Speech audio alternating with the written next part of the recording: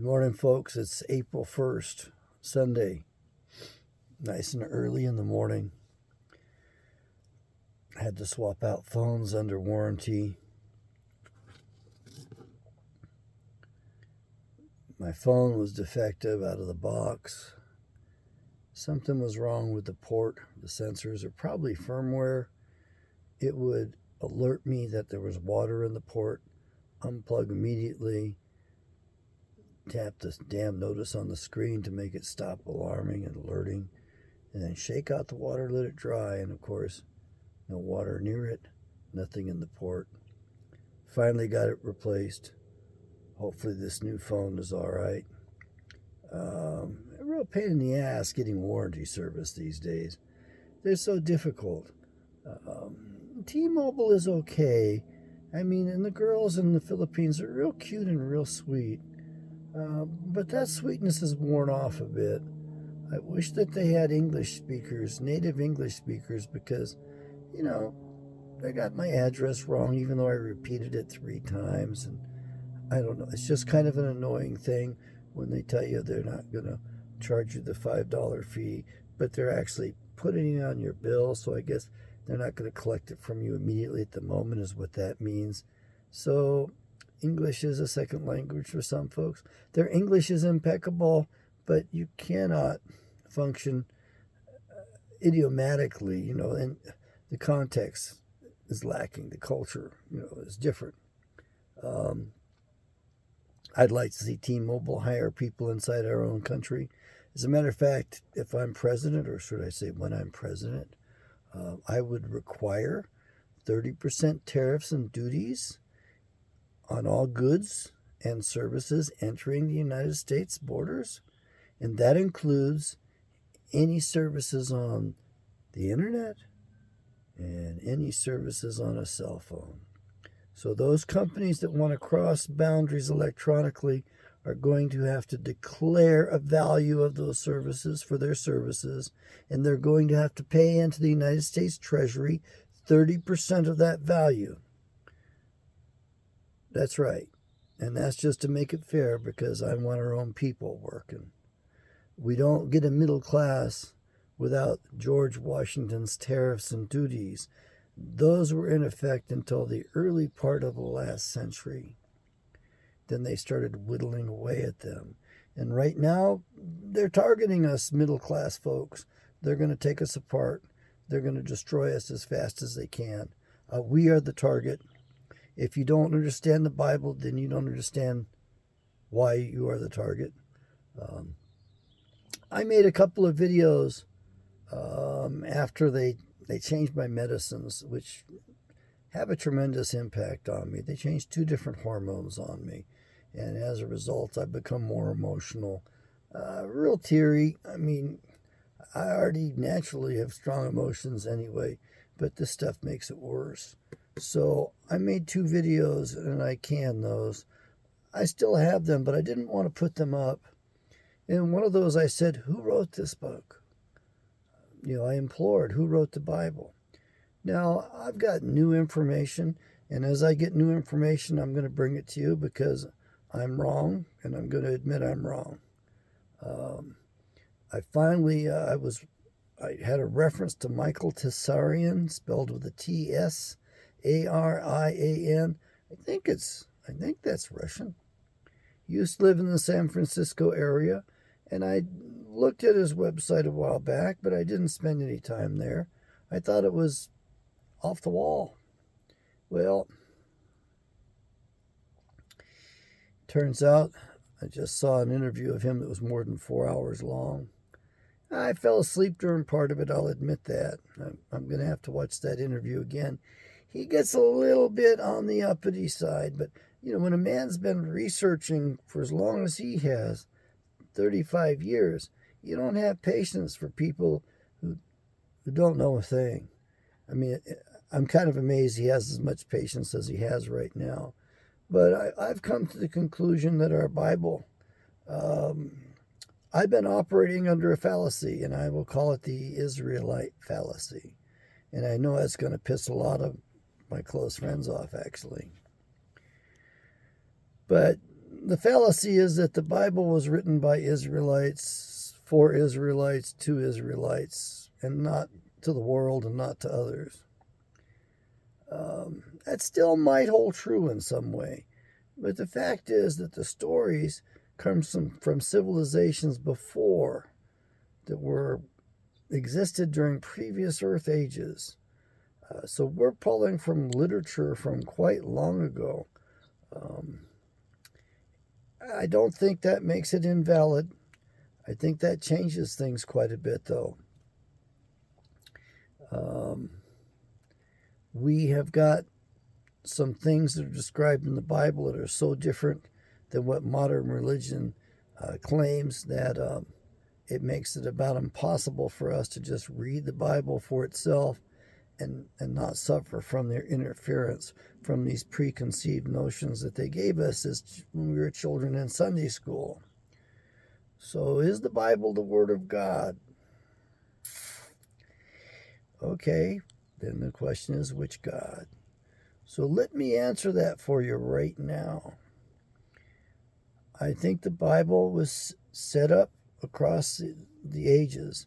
I think the evil ones were involved in that setting up. I wouldn't be surprised if it was both good and evil working on the book together. And I wouldn't be surprised if it's a rule book by which their games are played. And the playbook, the roadmap for what's to come. I think that we have a lot to learn. I don't think that means we put the Bible down. I think that means we embrace it and we read it. And we read it with the jaundiced eye, with an open mind. I think that basically, from my reading, it appears as though there's several questions. One is, do we wait for the return of Yahshua the Messiah, and then we take this planet back? Or do we allow the Spirit of Yahshua the Messiah, who directs us to his Father Yahweh, who he says is our Father as well, do we allow the Yahweh Spirit, the Holy Spirit, to indwell in us, and we respond to the promptings of the Holy Spirit to take the place back? So that's a dichotomy. Now, most dichotomies are false. So I'll let you know right now that I've got a comparison and contrast. Do we seize this planet and take it back in the name of Yahshua and Yahweh? Or do we wait till we have, Yahshua return and lead us? I've asked my brothers this question. And of course, it's a strict duality as I present it, but there could be gradients. For one, I think that as far as enforcing natural law, we have to do that right now. We don't wait. And as far as all those other little laws in the Old Testament, that's going to be a little bit tougher because some of that stuff seems outdated and outmoded. Some of it seems quaint. Some of it doesn't even seem relevant. I think that we have to agree the 10 Commandments are relevant, and there's other commandments in the Bible. I've pulled for commandments like to love truth and justice, and of course people will argue about that you can't have either, or it's impossible, or they don't exist.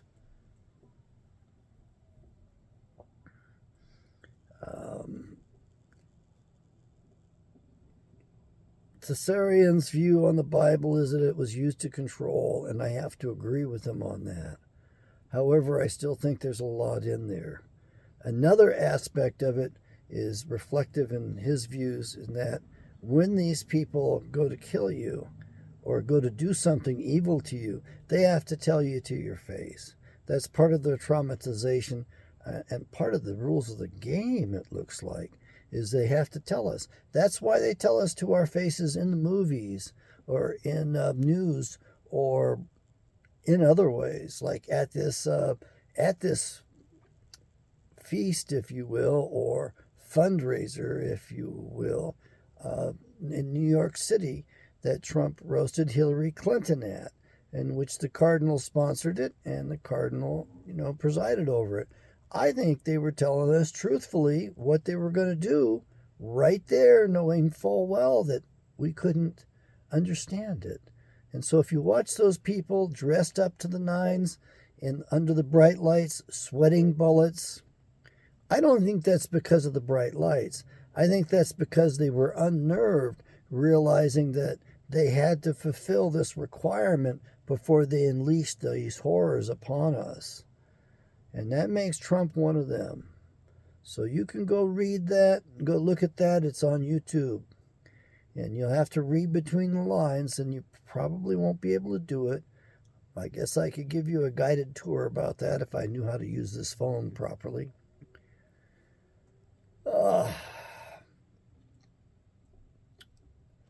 Another question. What was another dichotomy?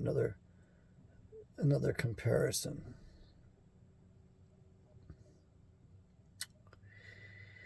Well, I really hope that I bring something to bear here. I don't know how relevant I am. I think I have the best Bible in the world for sale. Can it be improved upon? Most certainly. I'll admit that right now. The publisher might be chagrined at that, but I think the improvements would be in the terms of,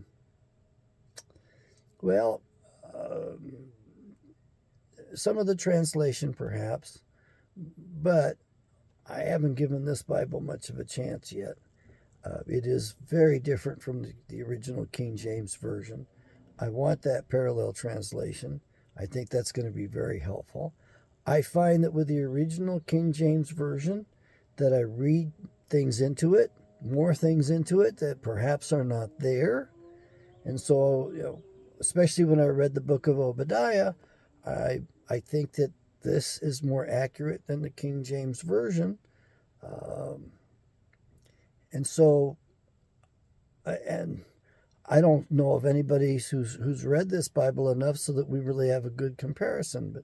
But this is the best that we have. I would love to see the apocryphal books. The apocryphal books of the King James some were taken from the Latin Vulgate. I don't know if that was the best selection of manuscripts. I do want the apocryphal books, and I've got it in modern English already, and that seems to be a good version. The New Standard Revised Version, I've got it in hardback, large print. The current version, the most recent publication, most recent copyright, is not the best. There is an older one published in about 2003, and I'll show that to you at some point. I'm going to secure myself another clean copy, though, because I tend to break these bindings, and I mark them up. And I don't get rid of my old Bibles. I just put it on the shelf and get a new Bible and start working from it, because I know that my focus, my perspective has matured, and I've got a new perspective, and so I'm going to mark up this new Bible differently. But yes, I write in the Bible. It's not that holy that you can't write in the book. Okay, oh yes, now I remember what I wanted to tell you. The Word of God. God is not a name. You could call it a title. You could call it a noun category, but it's not a proper name. Like my name, John, is a proper name. It's not a title.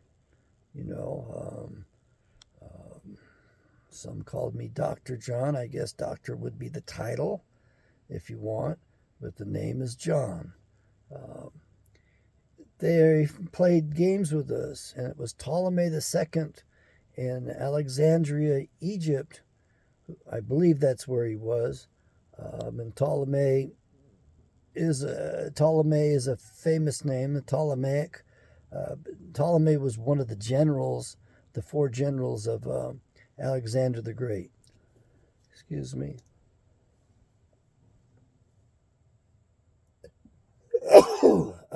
Forgive me on that. I haven't used the Navage system this morning. I recommend you get it because they are vaccinating us from the air.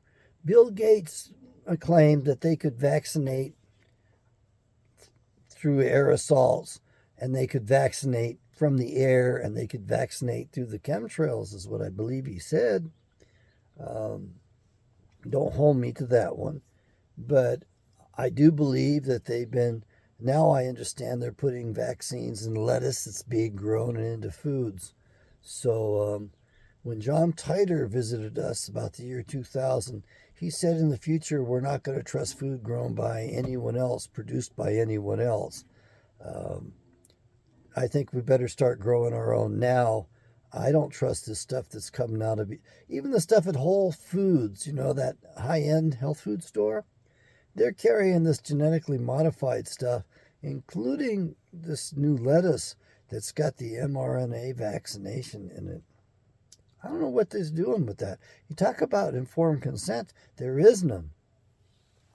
Also, I'm going to make another recommendation that you not drink rainwater. I'm going to, because I believe that that's carrying some of the problems that we have, especially aluminum.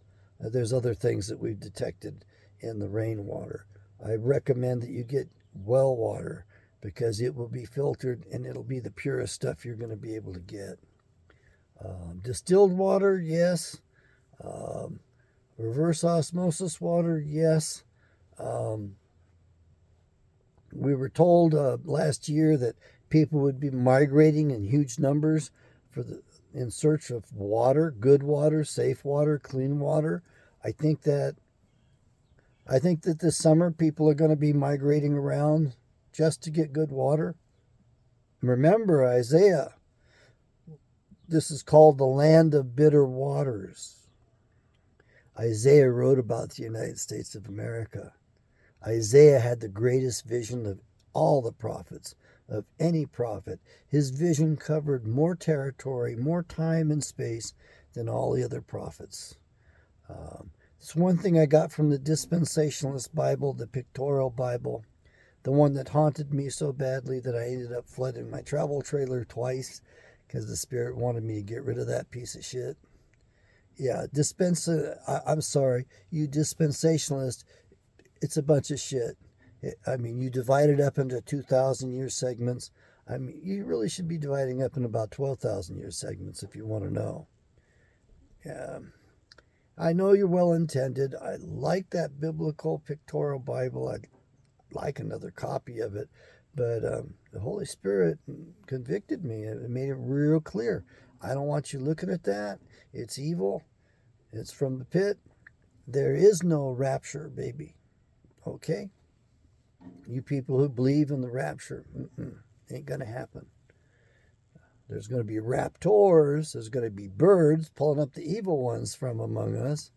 The birds are going to be feeding on the flesh of generals and kings and queens. Whoa. That means that all of the power on the planet is corrupt. Yes, it's in the book of Luke, end of the chapter. You people use that for your rapture. And yes, people are missing, but they're not missing because they're raptured up and taken out of the mess. None of us deserves that. None of us gets that. As a matter of fact, the last verse of that chapter is when Yahshua answers the apostles' questions. Where will they go? He says, where you find the dead bodies, there you'll find the vultures, basically. And if you want to know what that links up with, it links up with the great supper of the Lord. I think that's in Revelations 19. And by the way, it appears as though that Revelations chapter was actually coming from the women and their religious group in the background that are running the planet. What if the Antichrist is a woman? What if the Antichrist is female? It makes sense. It makes so much sense that that's the reality, far as I can tell right now. Michael Tsarian pretty much revealed that to me. So we're dealing with a group of women that are really secret, behind the scenes, running the show. And the men are out there just as fronts for them, like knights. They're errand boys. The women are calling the shots. So this truly is hell on earth.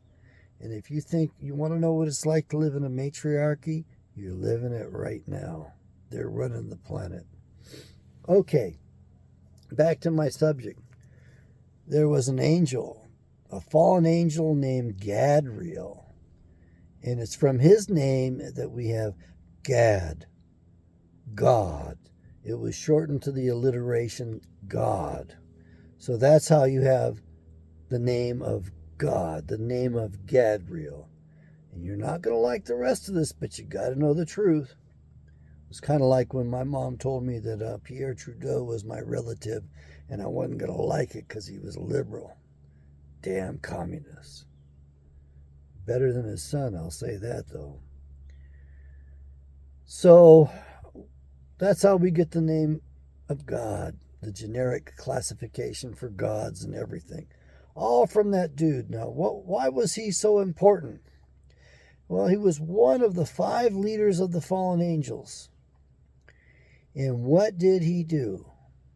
He's the one that seduced Eve in the garden. And he was the father of Cain. Here's the other thing that's kind of odd is we don't know whether or not that original sin was an act of prostitution or an outright rape or just a fraudulent presentation as if Gadriel pretended he was Yahweh and seduced Eve based upon that. We just don't have good data on that. We are told that it's the oldest profession in the world, and this is the example that my buddy pointed me to, and that kind of it was a sour note for me. That was distasteful. I really didn't like that. I didn't appreciate it. It disturbed me for a couple of weeks. However, it appears as though when these angels took all of these daughters of men for wives, all that they wanted, the women didn't protest. They were happy to go along with it. They did such a thing voluntarily. So we do have a problem, and there's a lot more to that. The Navajo tell a wonderful story about this stuff as well. I wish Larry Etzedy was around. I'd ask him to tell you the story. I don't like trying to tell their stories because I don't tell stories very well, I don't think. And listen to Larry, really handsome Navajo dude, long hair. Man, seeing him ride up on horseback it was powerful. I mean, him and that horse were like one, And the Navajos recognize that they are related to the Mongols because they both like horses. They love horses. They get along well with horses. They're descendants of Mongolians. They are what the Bible calls the Enosh or Enoshwi. Those are the two names, which also were translated as men and men, just like Adam and Adam were translated men and man. So that throws things off a bit.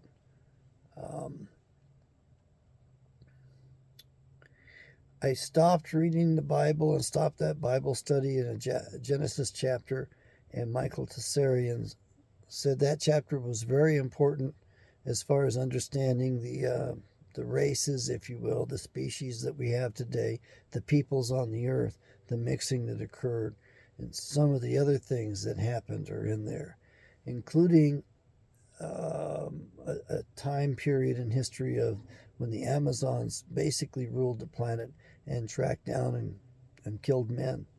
I guess they killed most of us. There had to be, as he claims, as a result of that, there had to be a replanting, if you will, a regenesis, because they were so successful. So this thing about women being the weaker of the genders is crap. They've actually probably pulled into themselves this character, these traits, which are really disastrous for themselves, for us men, and for themselves too. They need us a little bit more than what they think. The problem right now is I don't see much masculinity out there. I don't see very many strong men. Um, I see a lot of men who have just been reduced, and that's going to prove to be a problem here as we have to defend our nation. Um, how do you defend women who have betrayed you so much, women who hate you so much, women who would destroy you if they had the power and could get away with it? I mean, it's really hard to defend somebody that, well, they don't want to be defended. They can do it on their own. That's kind of like men claiming they don't need Yahweh. Now, for you who are not parties of the covenants, and who are from the other species, it says in the Bible, every knee shall bow to Yahweh. That's pretty cool. I don't mind that. I think that's a good idea. I'm not going to say you can't worship Yahweh. I think it's in there in the Bible that you will. You all will. The problem is how many are going to be left, and what's between here and there, between now and then. So we get the name of God from Gadriel. So there's been a bit of a snow job pulled on us with the Bible, in that Ptolemy took out the proper name of Yahweh and put in the generic term God, which really stands for that fallen angel Gadriel. And if you don't believe me, Google it. It shows up on Wikipedia, and I know you say, well, that's not a good reference. Yes, it is. It's an excellent reference. It's telling you the truth that's in the Bible, and the Bible tells you the truth, but you don't see it because of the prevailing brainwashing from when we were children in these big box churches and these businesses that pretend that they're believers. They pretend all that stuff. You know, all of these religions have been controlled. They've all been used to control us. Every one of them has got a seat at the big table where they worship the sun god in Kazakhstan, in the capital of Kazakhstan. A Canadian brother, Enoshwi, an Indian, if you will, Native American, Native Canadian American? I don't know what you want to call him. A dude who's very wise and put together a wonderful video. He shows you that in his video. Folks, we have to arise together and unite to save this planet. We can't do it separately. I believe that they're going after us supposed white supremacists, which of course means all whites at this point to them, because we're descendants of the other brother, Abel. Not Abel, but his replacement, Seth. Seth replaced Abel, and we're descendants of Seth, and they hate us. And now you know what's meant by the old hatred, the ancient hatred. That's the rivalry that occurred. Remember, only the oldest boy, the oldest son, was authorized to give sacrifice. And the oldest was also dedicated to the service of the Lord. Lord is another word in the Bible we have to be aware of, because Lord may mean anything. You know, it could mean, what were these guys' names? Baal. It could mean any of those guys. And in case you're wondering, look at the Pope and look at the audience hall that they built. Looks like a damn reptile, a serpent. You need to look at this stuff carefully. we're learning more, we're learning it fast, we're getting there quicker. The problem is that these evil ones are really wicked, and they've already probably genocided. They've already probably gotten to 5 billion of the 7 billion on the planet. And this is probably time delayed sort of enactment, if you will. I think that perhaps it might be activated by, it might be a binary weapon or a binary process. So they get this stuff going in us, and then they activate it by another part. And that's probably what's coming here. And you can take a guess as what those are just as I can. But hopefully you will understand, if you followed me much, what is going to be used to launch those things and make that happen. I don't know how we can shut them down at this point. They've got their boy on the Supreme Court, and as great as the fellow is, you know, he was Monsanto's attorney, and I think there's a conflict of interest there, and that is my only criticism of the gentleman, is that he represented those evil guys and got through some laws that never should have been adopted. That's the only complaint I have against him. The other justices, I have a lot more complaints about, and if I had to do anything, I would probably keep the one justice who was compromising, I know, and if he would face up to that and come to understand that, then I'd have full confidence in him. I'd get rid of the other justices and start anew and get new justices. Remember, it's not a lifetime appointment. That's a fallacy. Read the Constitution. May serve while under good behavior. And B in behavior is capitalized. Most of them are guilty of bad behavior. As a matter of fact, I do have a second claim against this gentleman, and it's the same claim against all of them. They go to China, where they give speeches, and the Chinese bestow a couple $1 million on them every year for showing up and giving a speech. Doesn't that mean they're in the pockets of the Chi-Coms? Doesn't that mean their loyalties are divided? Just like a dual citizen, divided loyalty. If you're a dual citizen, you shouldn't be allowed in government at all. Elected, appointed, bureaucracy, anything with any authority.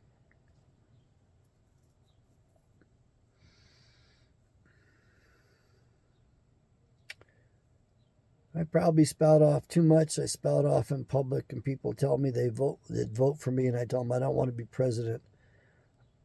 I don't know if I dare say that name here, because there's a gentleman whose name we can't mention, and he was known as a different name.